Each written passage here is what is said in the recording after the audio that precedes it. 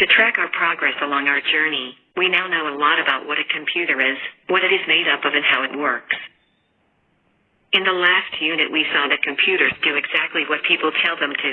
Workloads are used and everything moves along just fine. As computers became more compact, they were produced in large numbers and gradually they became cheaper in the market. Pretty soon companies and workspaces had multiple computing devices. It then became useful to share data and resources amongst a network of machines. It was cheaper to have a large, shared storage drive and have one common printer among multiple computer systems. This is how the first computer networks came into existence around the 1960s. During that time, they existed mainly to allow the sharing of data and resources within a single workspace. A computer network basically is a group of two or more computing devices connected using a telecommunications network, allowing them to share data and resources. Just like telephone networks, the central idea is to connect people to one another. A small network of computers, geographically close together, is called a local area network or LAN. A LAN could mean a few computers in a room or a university campus with thousands of computers connected together. One of the first examples of a sizable network was the Semi-Automatic Ground Environment (SAGE) network, set up by the military in North America. The most successful technology created for networks was the Ethernet. The Ethernet LAN setup had multiple computers connected by a common Ethernet cable. Whenever a computer had to share data with another computer, it would write the message onto the cable. The messages sent from one computer to another were visible to all computers. Hence they were appended with a unique name so that only the computer that the message was meant for would process it, kind of like the chits we use to pass in class. This unique name was actually an address, called the Media Access Control (MAC) address. A computer wanting to send a message to another, over an Ethernet connection, needs to check if the line is free, and then begin to transmit. This works well if the network is small and there is less traffic. As more computers across the network attempt to talk to each other more frequently, the chances of the line being occupied at any given time are higher.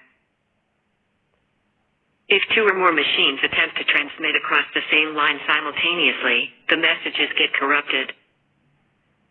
This is called collision.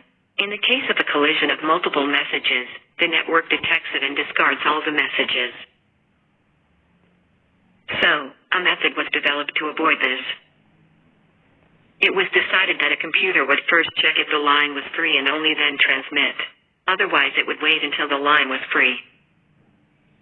But again, if many computers waited and then as soon as they found the line free, they jumped in to transmit, then it would again cause a collision.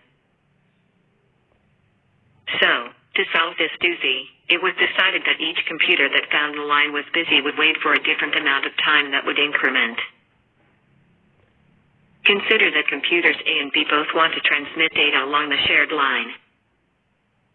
If it finds the line busy, it will wait for 2 seconds and try again. On the second try, if the line is still busy, it will wait for 4 seconds. If busy after 4 seconds, it will wait for 8 and so on. Computer B's waiting intervals are 1.5 seconds. So if both computers find the line busy, B will check at the 1.5th second, find it free and begin to transmit. If B is done transmitting in half a second, computer A which checks at the second can proceed, or else it will wait for 4 seconds and try again. This frees up the network and helps to avoid collisions. This increasing wait time is called exponential backoff. That solution evolved further.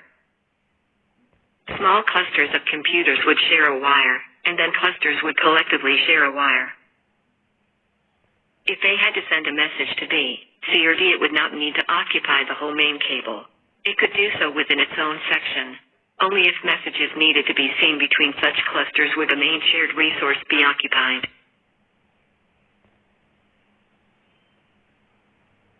Further evolutions of the idea created different tried and tested network topologies for different types and sizes of networks. Bus topology. This is the simplest and the original one. There is one main cable and each computer is connected to it.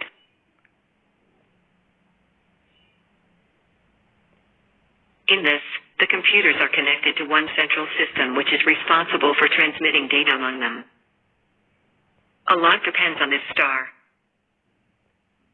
As the name suggests, the computers are connected in a continuous circuit, with each computer connected to the next.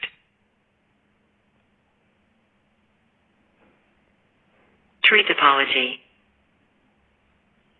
Mostly, combinations of a few types of arrangements were used to set up networks. All the networks we have discussed so far have been LAN networks. There are two others called Metropolitan Area Network, MAN, and Wide Area Network, WAN. A MAN is larger than a LAN and can cover an entire city. A WAN is the largest and is used to set up a network over large geographic distances.